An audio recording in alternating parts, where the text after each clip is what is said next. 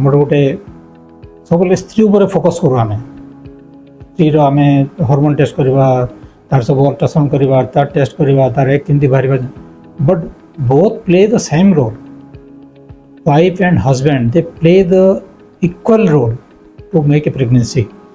ତ IVF ପାଇଁ ଯେତେବେଳେ ଯାଉଛୁ ଆମେ ବି ହଜବେଣ୍ଡ ଆଉ ସ୍ପର୍ମର କ୍ୱାଲିଟି ବି ଇକ୍ୱାଲି ଗୁଡ୍ ରହିବାର ଅଛି। ନହେଲେ ଯଦି ଭଲ କ୍ୱାଲିଟି ସ୍ପର୍ମଟା ନଥିବ, ସେଇଥିରୁ ଯେଉଁ ଏମ୍ବ୍ରିଓଟା ବାହାରିବ ସେ ଇମ୍ପ୍ଲାଣ୍ଟେସନ୍ କରିବାର କ୍ଷମତା ନଥିବ ତାର। ତ ସ୍ପର୍ମଟା ବି ବହୁତ ଭଲ ହିସାବରେ ଟେଷ୍ଟ ହେବା କଥା, ଆଉ ସେଇଟା ଗୋଟେ ବହୁତ କ୍ରିଟିକାଲ୍ ଟେଷ୍ଟଟା।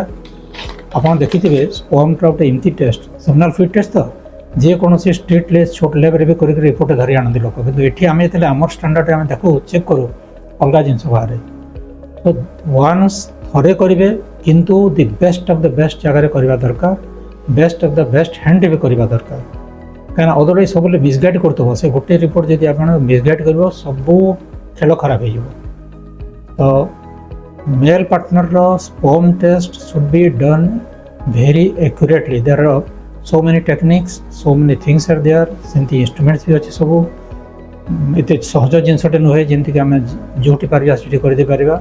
ତେଣୁ ମୋର ଗୋଟେ ସ୍ପେଶାଲ୍ ଆପଣମାନଙ୍କୁ ମେସେଜ୍ ଯେ ସ୍ପର୍ମ ଟେଷ୍ଟଟା ବି ଗୋଟେ ବେଷ୍ଟ ଜାଗାରେ କରନ୍ତୁ, ଭଲ କରି କରନ୍ତୁ, ତ ରିପୋର୍ଟଟା ରିଲାଏବଲ୍ ହେବା କଥା।